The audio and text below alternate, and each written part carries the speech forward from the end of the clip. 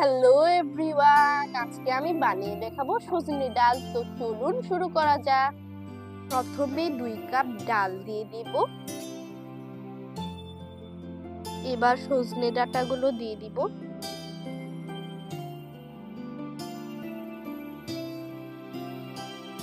এখন দিয়ে দিব 4 টেবিল চামচ পেঁয়াজ কুচি।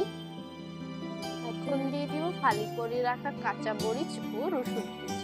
দিয়ে দিব হাফ টেবিল চামচ পেঁয়াজ বাটা, হাফ টেবিল চামচ রসুন বাটা, হাফ টেবিল চামচ আদা বাটা, হাফ টেবিল চামচ মরিচ বাটা, হাফ টেবিল চামচ হলুদের গুঁড়ো, হাফ টেবিল চামচ জিরা গুঁড়ো, হাফ টেবিল চামচ ধনিয়া গুঁড়ো।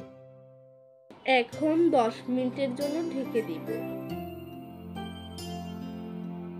10 মিনিট পর ঢাকনা খুলে নিব।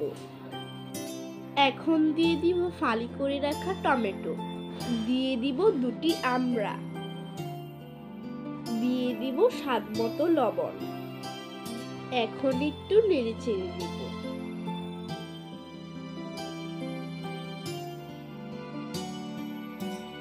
পাঁচ মিনিট পর ঢাকনা তুলে নিলাম। এখন সজনে ডাঁটাগুলো তুলে নিব। সজনে ডাঁটাগুলো তুলে নিয়েছি। এভাবে ডালগুলোকে মেশ করে নিব।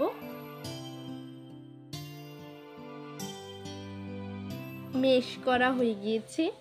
পরিমাণ মতো তেল দিয়ে দিব।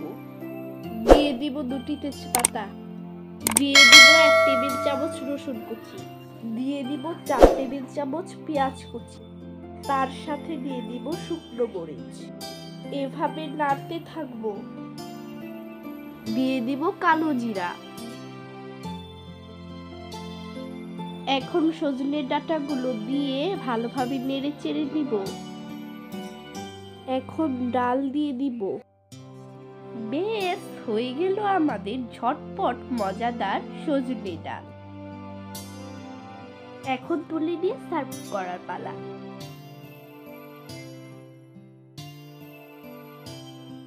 দেখুন, ডাল দিয়ে চলে এসে পড়েছি। রেসিপিটি কেমন লাগলো আপনাদের অবশ্যই কমেন্ট করে জানাবেন। ভালো লাগলে আমাদের চ্যানেলটিকে সাবস্ক্রাইব করুন, লাইক দেন। আলুদাস কিচেন এর সাথেই সদা সর্বদা জুড়ে থাকুন।